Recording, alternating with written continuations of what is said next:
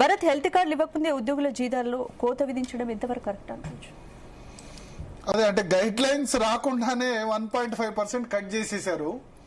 ఇప్పుడు మనకి ఇంతకుముందు హెల్త్ కార్డ్స్ ఉన్నా సరే అవి పనిచేయట్లేదు. ఒక ఉత్సవ విగ్రహాలు బీఆర్ఎస్ సమయంలో ఇచ్చిన హెల్త్ కార్డ్స్ ఏవి కూడా పనిచేయట్లేదు. వెల్నెస్ సెంటర్స్ అని పెట్టారు, అది పనిచేయట్లేదు, అందరూ తెలుసు. సో ఉద్యోగులే ఒక ముందుకు వచ్చారు, ఏంటంటే మేము కూడా కొంత కంట్రిబ్యూట్ చేస్తాం, ప్రభుత్వం కొంత కంట్రిబ్యూట్ చేయని. CGHS, central government health scheme, కేంద్ర ప్రభుత్వ ఉద్యోగుల కోసం సిజిహెచ్ఎస్ స్కీమ్ చాలా అద్భుతంగా పనిచేస్తుంది. నేను ఢిల్లీలో జర్నలిస్ట్గా పనిచేసినప్పుడు PIB, press information bureau journalist కాబట్టి అక్కడ సిజిహెచ్ఎస్ కార్డు జర్నలిస్టులకు కూడా ఇస్తారు. కేవలం అవుట్ పేషెంటే కాదు, కేవలం ఇన్ పేషెంటే కాదు, అడ్మిట్ అయితే కాదు, హాస్పిటల్కు వెళ్ళి చూపించుకోవచ్చు. ప్రైవేట్ కార్పొరేట్ హాస్పిటల్లో నార్మల్గా డాక్టర్ కన్సల్టేషన్ 500 రూపాయలు ఉంటే సిజిహెచ్ఎస్ కార్డు అయితే 100 రూపీస్కో 125 రూపీస్కో ఉంటుంది.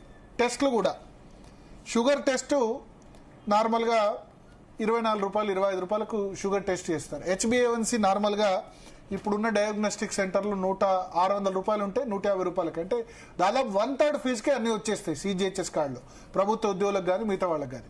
ఎందుకంటే నేను సిజిహెచ్ఎస్ కార్డు హోల్డర్గా ఇంతకుముందు ఉన్నాను కాబట్టి. సో ఆ కార్డు తరహాలో ఇక్కడ రాష్ట్ర ప్రభుత్వం కూడా హెల్త్ కార్డులు తీసుకురావాలని భావించింది. చాలా మంచి పరిణామం. ఎందుకంటే ఇప్పుడున్న ఎక్కడ కూడా ఆ హెల్త్ కార్డు ఒక నిమ్స్ తప్ప ఎక్కడ యాక్సెప్ట్ కావు. ఆ నిమ్స్లోనేమో బెడ్ దొరకదు. ఇంకా గాంధీ, ఉస్మానియా ఈ ఆసుపత్రి పోదామంటే అక్కడ పరిస్థితి ఎట్లా ఉందో మనకు తెలుసు. సో ఆ పనిచేసేది నిమ్స్లోనేమో బెడ్ దొరకదు. బెడ్కు హెల్త్ మినిస్టర్ నుంచి మొదలు పెడితే ముఖ్యమంత్రి కార్యాలయం దాకా రికమెండేషన్ చేయాలి. సో ఆ కార్డు ఉన్నా పని చేయకుండా అయిపోయింది. అందుకని సరే ఇప్పుడు అందరూ జాయింట్ స్టాఫ్ కౌన్సిల్లో ఒక నిర్ణయం తీసుకుని 1.5% ప్రభుత్వం, 1.5% ఉద్యోగులు కట్టాలని చెప్పారు. సో దీని మీద గైడ్ లైన్స్ రావాలి కదా. ఇప్పుడు 2-3 ఇష్యూస్ ఉన్నాయి దీనిలో.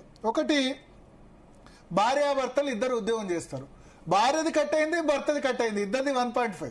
భార్యాభర్తలు ఇద్దరు ఉద్యోగం చేస్తే ఒకళ్ళది కట్ చేస్తే సరిపోద్ది కదా. ఎందుకంటే భార్యకు ఉద్యోగం ఉన్నా లేకున్నా ఆటోమేటిక్గా కుటుంబ సభ్యులు అంటే భార్య, భర్త, ఇద్దరు కుమారులు లేదా తల్లిదండ్రులు ఏదో వస్తారు గైడ్ లైన్స్. సో భార్యది కట్ చేశారు, భర్తది కట్ చేశారు, వీళ్ళ కన్సెంట్ తీసుకోలేదు. రెండవది, సిపిఎస్ ఉద్యోగులు. సిపిఎస్ ఉద్యోగులకు పెన్షనే ఉండదు, వాళ్ళది కూడా కట్ చేసేసారు. పెన్షన్ ఉండదు కదా. సో పెన్షన్ తర్వాత అంటే సర్వీస్లో ఉన్నంత వరకు వర్తిస్తుంది ఇన్సూరెన్స్, తర్వాత వర్తించదు. 2,65,000 మంది ఉద్యోగులు ఉన్నారు సిపిఎస్ ఉద్యోగులు. సో అసలు కన్సెంట్ తీసుకోకుండా ఇది చేయకుండా డైరెక్ట్గా 1.5 కట్ చేశారు. 1.5 ఉద్యోగులు కట్ చేశారు సరే, మరి ప్రభుత్వం 1.5 డిపాజిట్ చేసిందా? చేయలేదు. సో చెప్పా పెట్టకుండా ఇది జరిగింది. కమ్యూనికేషన్ గ్యాపా ఏందా అన్నది చూడాలి. బట్ యాజ్ ఏ మనం ఎప్పుడు కూడా ఉద్యోగుల పక్షాన ఉన్నాం. ఎందుకంటే ఉద్యోగులు, పెన్షనర్లు, ఎస్పెషల్లీ పెన్షనర్లకు పెన్షన్ బెనిఫిట్స్ కూడా రాకుండా చాలామంది వాళ్ళకి వైద్య ఖర్చులకు డబ్బులు లేకుండా ఇబ్బంది పడుతున్నారు. ప్రైవేట్ ఇన్సూరెన్స్ చేసుకోలేరు. 60 సంవత్సరాల వయసులో ప్రైవేట్ ఇన్సూరెన్స్ చేసుకుంటే ఒక్కొక్కళ్ళకి 40,000, 50,000 ప్రీమియం ఏమవుతుంది. ప్రభుత్వ సర్వీస్లో ఉన్నామని చెప్పి మాకు రియంబర్స్మెంట్ వస్తుంది అనుకుంటే ఆ బిల్స్ శాంక్షన్ కావు. ఈ ఇబ్బంది ఉంది. సో నిన్న రాష్ట్ర వ్యాప్తంగా చాలామంది కూడా ఫోన్ చేశారు. ఈ హెల్త్ ఇన్సూరెన్స్ 1.5 కట్ మీద చాలా విమర్శలు వ్యక్తమై. మాట్లాడదాం మనతో పాటు స్థిత